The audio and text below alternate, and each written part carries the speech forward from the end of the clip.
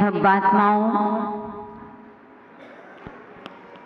भगवान महावीर स्वामी के सर्वों शरण में विराज हुए हम सभी लोग भक्ति रूपी गंगा में स्नान करते अपने जीवन को पावन और पवित्र बना रहे हैं। बंधुओं, भावों से की गई भक्ति एक ना एक दिन हमको भगवान नियम से बनाती है। हम अनादिकाल से भगवान की भक्ति की, लेकिन एक भी बार हम भगवान नहीं बन पाए। ये बड़े आश्चर्य की बात है। विचार करो, कितनी बार हमने जैन कुल में जन्म लिया होगा, कितनी बार हमें प्रभु का दर्शन किया होगा, कितनी बार हम तीर्थ क्षेत्रों में गए होंगे और कितनी बार हम अपने गुरुओं के चरणों में बैठे होंगे, लेकिन आज तक हम भगवान नहीं बन पाए। एक पत्थर जो होता है, एक बार मंदिर में जाता है, वह भगवान बन जाता है। लेकिन बंधु, हम कैसे पत्थर कितनी बार मंदिर गए, लेकिन हम भगवान नहीं बन पाए। विचार करना, क्यों ऐसा हुआ? क्यों हम इस संसार में परिभ्रमण कर रहे हैं? इस स्वार्थी संसार, दुख भरे संसार से कभी हमारा इस जीव का अंत नहीं हो पाया। क्यों नहीं हुआ? क्योंकि बंधु, हमारे उच्चारण और आचरण में बहुत बड़ा अंतर है। जिसके उच्चारण और आचरण में अंतर होता है, तो समझ लेना हमारा संसार उतना ही बड़ा है। और जब तुम्हारे उच्चारण और आचरण में कोई अंतर नहीं, तो सोच लेना कि हमारा संसार कितना बड़ा, कितना बचा। चुल्क प्रमाणम, कि जितना एक चुल्लू में, एक अंजलि में जल लेते हैं, वह जल धीरे से धीरे निकलता ही जाता है। बस इतना ही हमें संसार है बंधु। तो क्योंकि ये तो हम स्वयं जान सकते हैं, ये केवली का विषय नहीं है, ये हमारा स्वयं का विषय है कि आखिर वास्तव में हम भक्ति कैसे कर रहे हैं। कहीं भक्ति हमारी उच्चारण से तो नहीं चल रही है, उच्चारण से अलग और आचरण से अलग, मन से अलग और वचन से अलग। कहते हैं कि काम से अलग और कदम से अलग। कहीं हमारी भक्ति में इतना अंतर तो नहीं है। बंधुओं, सामने वाले को ठग सकते हो, लेकिन ध्यान रखना, ऊपर तो तुम्हारी कैसेट चल ही रही है। यहाँ अंधा कानून हो सकता है। यहाँ आप 4 लोगों के सामने या भगवान के सामने जो कोई आया तो उनके सामने वो लेकिन अंतरंग से पूछना एक बार कि क्या हम भावों से कर रहे हैं। क्योंकि बंधुओं, मैंने बताया कि आज संसार में सबसे ज्यादा अगर अंतर है तो उच्चारण और आचरण में अंतर है। आज दुनिया की सबसे बड़ी दूरी पूछी जाए किसी से कि दुनिया में आकाश और जमीन की कितनी दूरी है, संसार में सबसे दूरियां किसकी हैं, तो बंधु अगर किसी से पूछा जाए, अगर वह विद्वान होंगे, कर्म सिद्धांत जानते होंगे या आपने पढ़ा होगा, तो यही कहेंगे जिसके आचरण और उच्चारण में अंतर होता है, तो बंधु उसकी दुनिया की सबसे बड़ी आकाश और जमीन की ऊंचाइयों को फिर भी ना पा जा सकता। आकाश के तारों को फिर भी गिना जा सकता है, लेकिन बंधु इसकी दूरियां सबसे बड़ी दूरी होती हैं। क्योंकि तुम्हारे उच्चारण में, आज बंधु उच्चारण और आचरण के कारण ही आज हमारा जीवन तमाशा बना हुआ है। हमारे महान पुरुष हुए जिनके आचरण और उच्चारण में अंतर नहीं था, तो उन्होंने अपने जीवन को तीर्थ बना लिया है। लेकिन आज हमारे उच्चारण और आचरण में अंतर है, तो हमने स्वयं ने अपने जीवन को तमाशा बना लिया है। इसलिए हमें अपने जीवन को तमाशा नहीं, जो हमारे मन में है वही वचन में, वही काय में होगा, तभी हमारी भक्ति सार्थक होगी। चाहे हम महाअर्चना के माध्यम से करें, चाहे हम स्तोत्र के माध्यम से करें, चाहे हम पूजन के माध्यम से करें, चाहे जाप के माध्यम से करें, कैसे भी अर्चना करो, अगर आपके भावों के साथ मन वचन कैसे किया, तो बंधु नियम से तुम्हारा जीवन तीर्थ बनेगा। और मैंने पहले भी कहा था, यह चातुर्मास तीर्थ बनाने के लिए चल रहा है, तमाशा बनाने के लिए नहीं। तो यहाँ चल रही बस, क्योंकि आज याद आ रही, आज कौन सी तारीख है? 2 अक्टूबर। यहाँ पर कोई महात्मा ने देखा, किसी के मुख से कुछ नहीं। हमारे देश में जाओ, आज 2 अक्टूबर का इतना महत्व है। बंधु लोग कहते हैं महात्मा गांधी जयंती, गांधी जयंती है। बंधु, आज महावीर के अगर दूसरे अवतार हैं, तो महावीर कहते हैं महात्मा गांधी ही हुए हैं। महात्मा गांधी जैसी अहिंसा का पालन करने वाले अभी बंधु कोई नहीं मिले।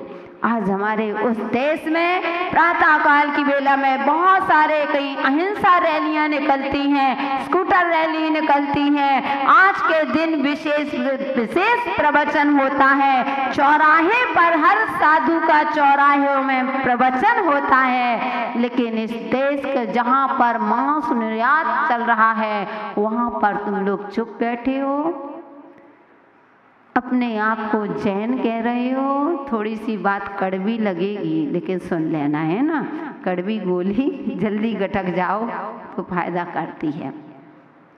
तो बंधुओं, क्योंकि मैं ये बताना चाहती हूँ, आज मेरा चिंतन चल रहा था कि आज कितना हम अपने नाम के आगे जैन लिख रहे हैं, लेकिन विचार करना बंधुओं, क्या वास्तव में हम जैन हैं? क्या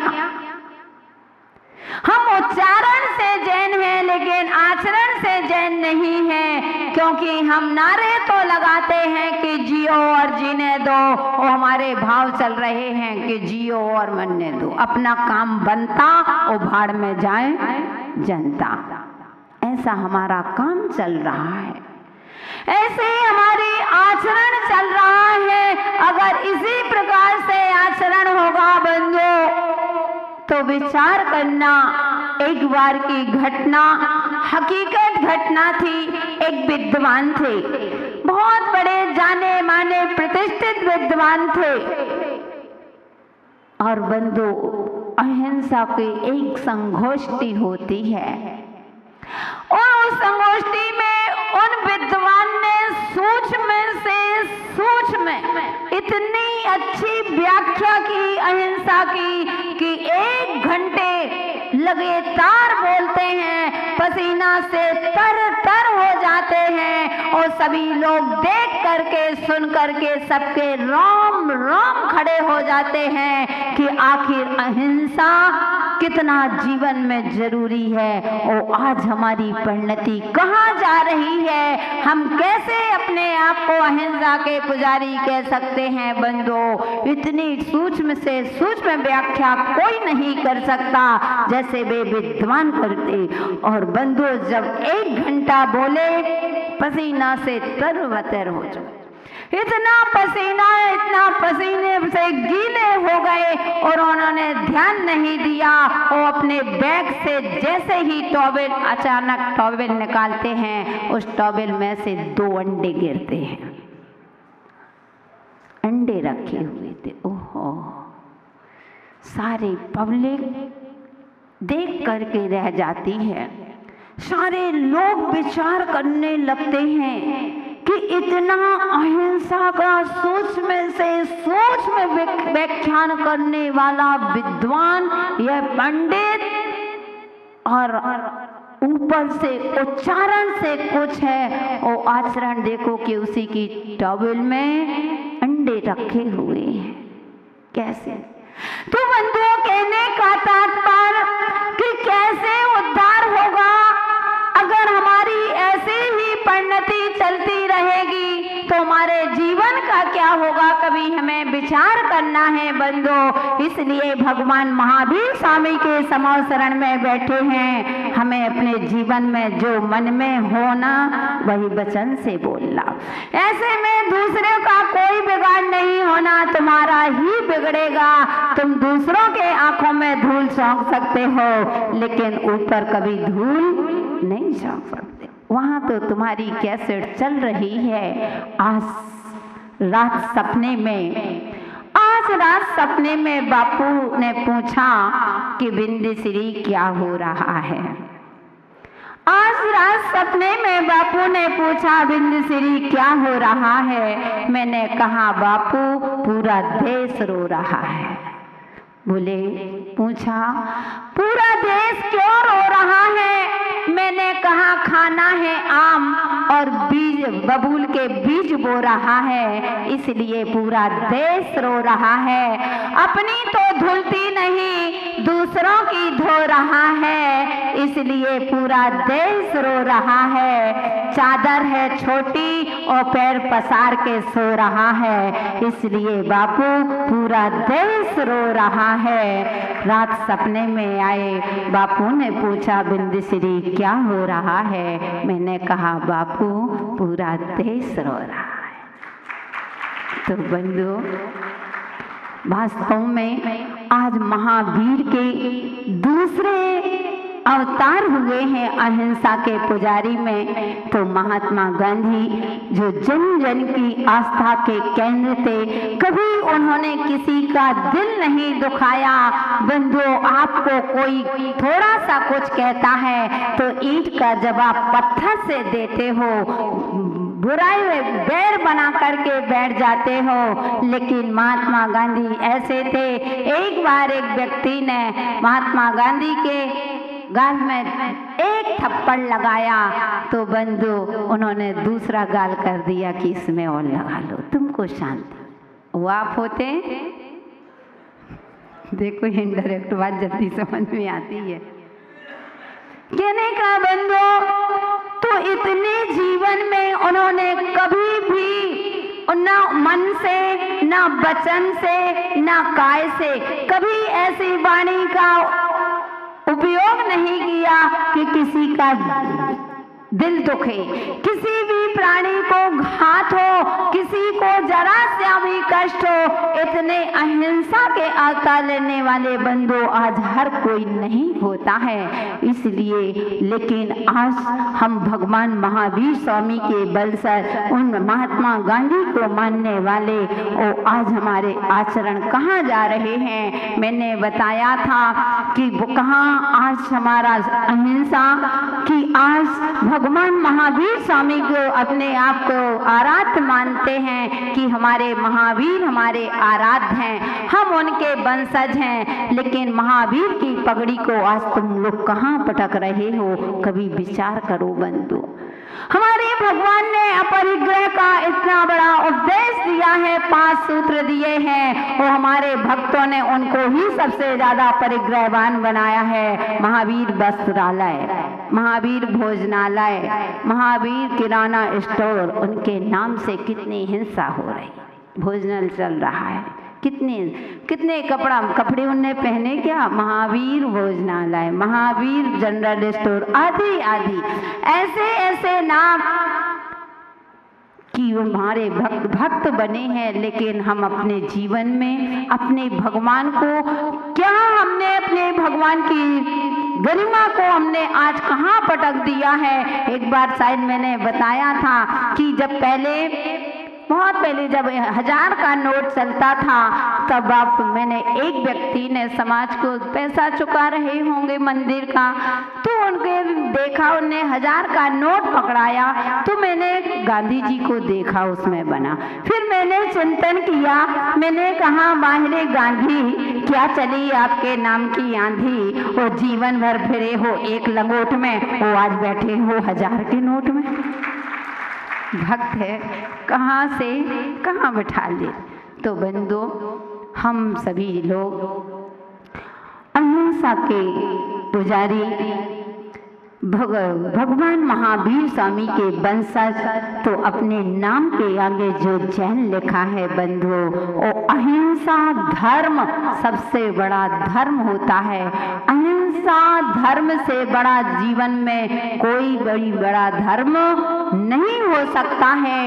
एक व्यक्ति एक गुरु के पास पहुंचते हैं कि गुरुजी मुझे धर्म की शिक्षा देना, मुझे धर्म का आचरण सीखना है, मुझे धर्म का उपदेश देना। तो गुरु ने कहा जाओ तुम कल आना और ठीक समय पे पहुंच जाना, तो धर्म का संकेत दिया जाएगा, धर्म का उपदेश दिया जाएगा।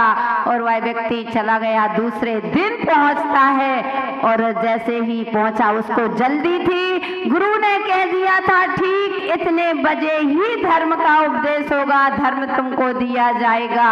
और बंदो, जैसे ही वह रास्ते पर आता है, एक अंधी अम्मा हाथ फैलाए आवाज लगा रही है कि यहाँ से कौन निकल रहा है बेटा, मुझे बहुत धूप लग रही है, मुझे छाया में बिठा दो, कोई आसपास वृक्ष हो उसके पास मुझे बिठा दो। तो वह दुत्कार करके कहता है, क्या मैंने तुम्हारा ठेका लिया है क्या? मुझे धर्म का उपदेश सुनने जाना है, मुझे धर्म को धारण करना है, मुझे सही समय पर कोई और निकलेगा, जब तक इंतजार करो, और कोई निकलेगा उससे तुम कह देना वह छाया में बिठा देगा। दूसरा देखा, एक किसान की बैलगाड़ी जानते हो ना, बैलगाड़ी कीचड़ में फंस गई, बेचारा वह गरीब उससे कह रहा है उस मानव से कि हे मानव, तुम मेरी गाड़ी को थोड़ा सा धक्का लगा दो। तो वह कहता है कि समझ में नहीं आता, मैं इतने अच्छे कपड़े पहना हूँ, मुझे सभा में जाना है, धर्म का उपदेश गुरु ने कहा था कि इतने बजे धर्म होना है, तो धर्म का संदेश दिया जाएगा, इसलिए मुझे वहाँ पहुँचना है। तो मैं गाड़ी को निकालूंगा, हो सकता है कीचड़ से मेरे पूरे कपड़े खराब हो जाएं, मैं नहीं करता, किसी और से निकलवा लेना। आगे बढ़ गया। फिर तीसरा व्यक्ति मिलता है, एक लकड़हारा मिलता है, उसने लकड़ियों को इकट्ठा करके रख लिया, लेकिन वृद्ध था, उससे लकड़ी ऊपर नहीं जा रही थी। उसने कहा हे मानव, मेरी लकड़ी को मेरे सिर पर रखवा दो, मुझे आगे निकलना है। उसने कहा कि मैंने तुम्हारा क्या ठेका लिया? अशब्द सब बोलने लगा कि मुझे मालूम है, तुमको नहीं मालूम, मैंने अपने गुरु को वचन दिया है, मुझे सही समय पर पहुंचना है, क्योंकि मुझे धर्म का धारण करना है, धर्म का उपदेश दिया जाएगा।